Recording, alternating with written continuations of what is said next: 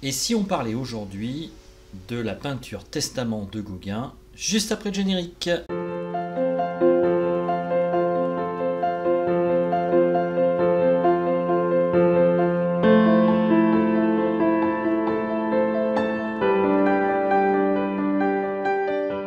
Bonjour les amis et bienvenue sur cette chaîne. Alors aujourd'hui j'avais envie de vous parler d'un de mes peintres préférés, vu que j'en avais même fait une vidéo il y a quelques temps où je racontais un peu sa vie, vous la retrouvez dans la description.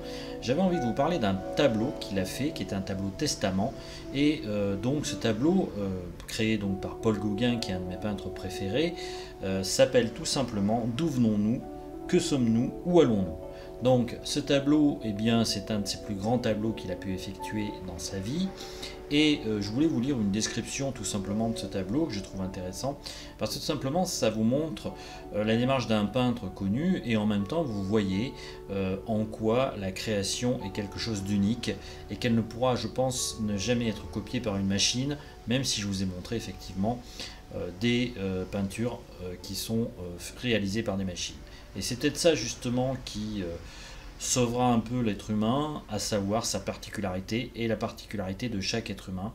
Même si on crée une machine quelque part, eh bien, elle n'aura jamais la particularité des êtres humains qui l'ont précédée.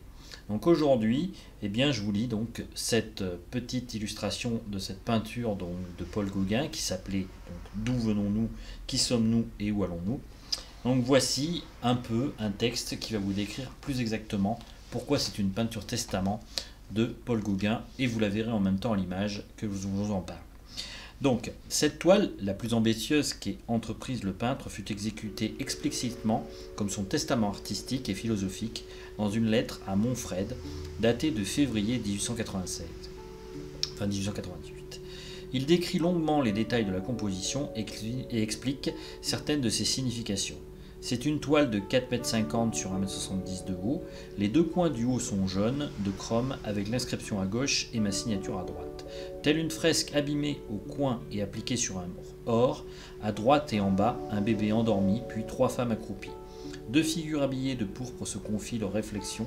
Une figure énorme, volontairement et malgré les perspectives accroupie, lève les bras en l'air et regarde étonnée ces deux personnages qui osent penser à leur destinée.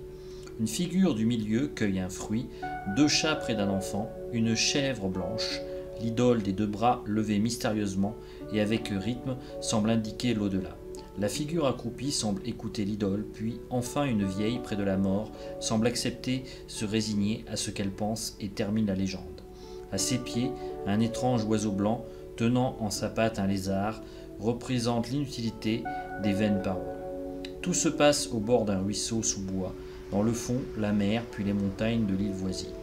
Malgré les passages de ton, l'aspect du paysage est constamment d'un bout à l'autre bleu et vert véronèse. Là-dessus, toutes les figures nues se détachent, enhardies, orangées. La structure tripartite du tableau, qui doit être lue de droite à gauche, organise un parcours allégorique à travers les trois âges de l'homme, la naissance, la vie et la mort.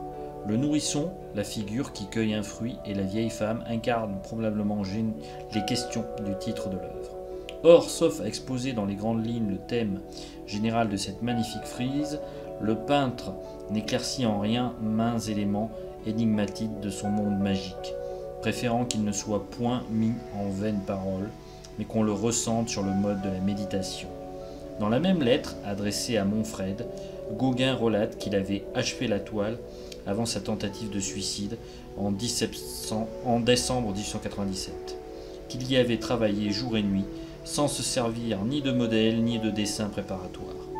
Affirmation cependant contredite par l'existence d'un croquis et d'un dessin au carreau, daté cependant de 1898, ainsi que d'une photographie du tableau encore inachevé, prise en juin de la même année.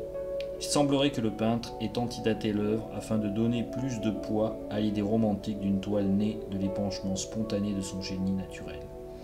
Un chef-d'œuvre monumental, anti-académique, exécuté sur une humble et grossière toile à sac qui récapitulerait les efforts de toute une vie avant que l'artiste n'aille se donner la mort. Donc voilà, comme vous pouvez voir en fait, eh bien cette peinture que je vous ai montrée à l'instant, illustre en fait les différents aspects de la vie, et je la trouve intéressante parce que justement eh bien, ça montre un peu toutes les contradictions de l'homme qui était Paul Gauguin et de tout artiste en général. Donc j'espère que vous aurez apprécié cette petite présentation. L'idée c'était tout simplement de vous partager un tableau que j'aime. Alors je ferai des petites vidéos comme ça de temps à autre si vous avez apprécié, vous me direz ça dans les commentaires. L'idée c'est tout simplement de partager des tableaux et en même temps de les illustrer si je trouve des textes qui en parlent, afin de nous aider à une meilleure réflexion pour créer des peintures par la suite.